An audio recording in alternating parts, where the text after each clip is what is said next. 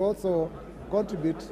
Mr. Speaker, I am surprised, Mr. Speaker, that one of our very close members has just defected on the floor of the House, the Honorable Mpuri Aburi, and yet he was supporting us and fighting very strongly on our side. Order, honorable members, order. Mr. Speaker. Order, honorable members. Order, Robert Mbui. Order, honorable members. I honestly, as your speaker, want to follow the debate. And we can do so if the conversations are in lower tones than they are now. East African communities are the centerpiece of many of our hearts. And this is a very important motion. And I want to encourage you that the quality of people you will elect to East African Parliament must also be commensurate with the status of Kenya as the region superpower.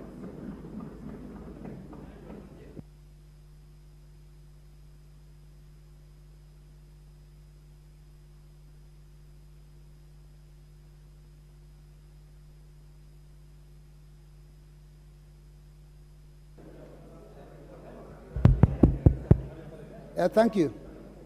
Thank you, Mr. Speaker. I want to begin by first supporting what the Honorable Wanjiko Moya raised, which is the matter, Mr. Speaker, of Kenya being the only country that cleanly removes every member elected to Yala and then brings in new members.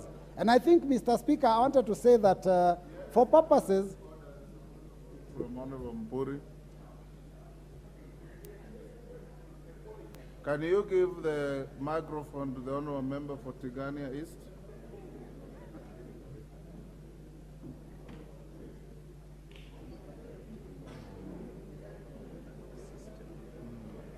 I don't know where he's sitting.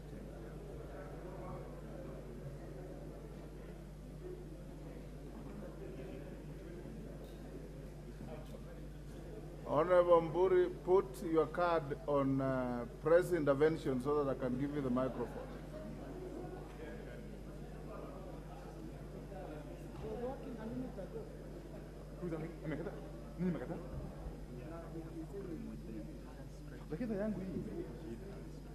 Honorable Aburi, you may sit down. Let the Honorable Robert Mbui continue.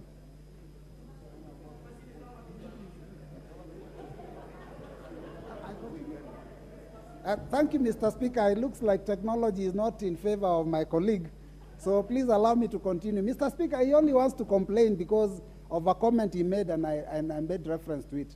Because he said that he was in Azimio, and now he's supporting His Excellency the President, so I said he seems to have defected on the floor. And if that is the issue, then I think it's really not serious. Mr. Speaker, so I'm supporting what Wanjiko Moya said about maintaining some of our members. And Mr. Speaker, also following what you have said, that we need to have quality members. I want to propose that when we start discussing these members that are going to Yala, to have good quality people, we have to have one institutional memory and people with quality. People with degrees in law would be an added advantage. People with degrees in international relations would be an added advantage. And our Wiper nominee is one such person, Mr. Speaker, sir. The Honorable Kennedy Kalonzo Musyoka, who was already in Yala. Mr. Speaker, I want to just mention two things about Yala that I think is important for members to know, even as we go there. First one, Mr. Speaker, is the issue of partner states payment. In the 11th Parliament, Mr. Speaker, I was in a committee of regional integration, and we realized that a lot of partner states do not even actually make the contributions to that, for that community to exist. So, Mr. Speaker, as you go there, as we send members there, that is one of the issues that people need to address. And finally, Mr. Speaker, the members of Yala who are here have not said this, that one of the problems members have when they're elected to Yala is that they have no place to call home when they come back to the country. Mr. Speaker, the members of Yala, when they come here, they fall under a ministry. I think the Ministry of East African Community. Yet, Mr. Speaker, these are elected members of Parliament. It is important that we find a way so that they can also be catered for under the Parliamentary Service Commission, so that as they go there and as they come back, they are part and parcel of the leadership of this nation because they are members of Parliament. With those few remarks, Mr. Speaker, thank you and I support. The Honourable Member for Kandui.